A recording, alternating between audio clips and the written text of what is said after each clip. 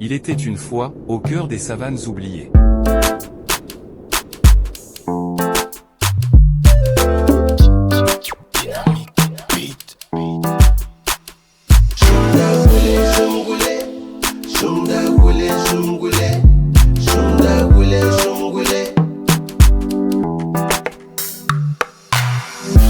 Sampala tiduni la mchito ya wintu nyandi Chantoro be man wa panyende Mpanyende Jesi swa ne bwanganda tindi wa kataba Ya nandi kupa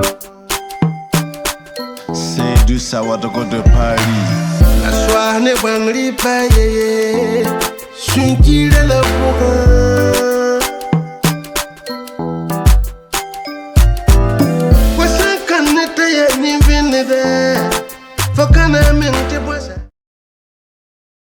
Sinaba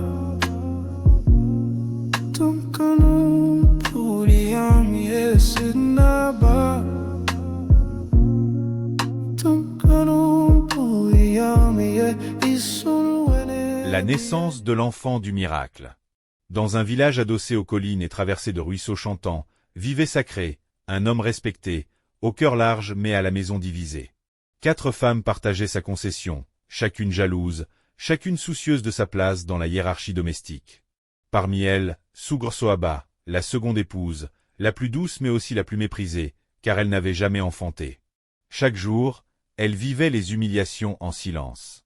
Les 3 autres coépouses se liguaient contre elle, glissant des paroles amères comme du venin. « À quoi sert d'être belle si ton ventre est sec comme la saison sèche ?» disait la première femme en ricanant. Et Sougre-Soaba baissait les yeux, se repliant sur elle-même, trouvant refuge dans les tâches ménagères que les autres refusaient d'accomplir. Un matin, alors que le soleil filtrait entre les branches d'un grand tamarinier, Sougre-Soaba fut envoyé chercher du dolo. La pluie menaçait, et Sacré, dans un rare moment de tendresse, lui lança avec un sourire fatigué « Ma soif de dolo t'autorise à y aller tout de suite. » Elle s'éloigna, inconsciente du complot qui se tramait. Les coépouses, à l'ombre des palmiers, échafaudaient leurs plans. Elles avaient décidé. Sougre-Soaba n'aurait plus droit au lit conjugal. Sacré, pris entre sa peur de la honte et l'amour tiède qu'il conservait pour sa seconde épouse, céda. Sougre-Soaba accepta, la voix douce mais ferme. Si telle est la volonté de Dieu, je m'y plierai. Mais le destin veille toujours sur les cœurs purs. Une nuit d'orage, isolés dans une case du champ, Sougre-Soaba et Sacré furent surpris par une apparition.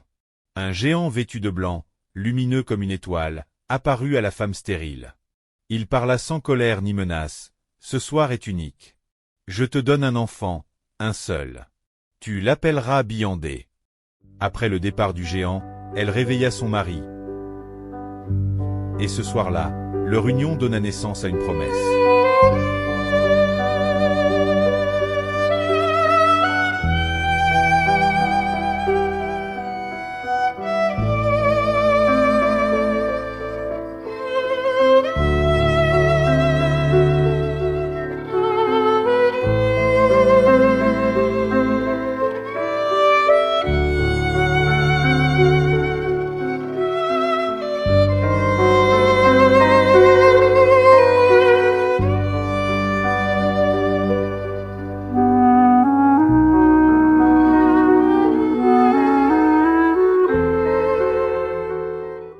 Quelques lunes plus tard, dans la douleur et le silence, Sougre-Soaba accoucha seule, guidée par le géant.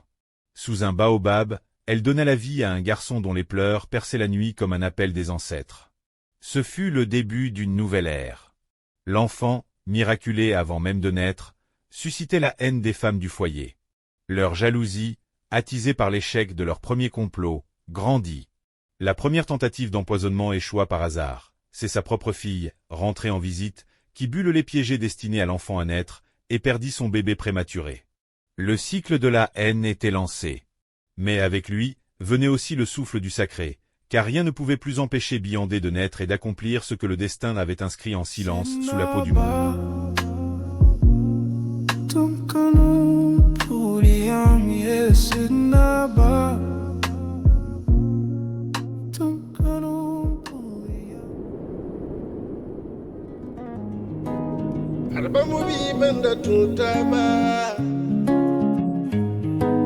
Gelgati bambo bibanda tutamo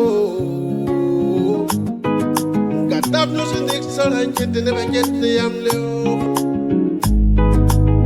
Adab kani sanu futlap siyar dara yida sanam Ananda santo tabe kenda yida sanam ya Mamna ma mengan to yam ne bayu shingri Rawa yula mahmuti para yula salamata Adara ye biga titara to breita rashaye Rakiye tapita yare Rataye tapita yare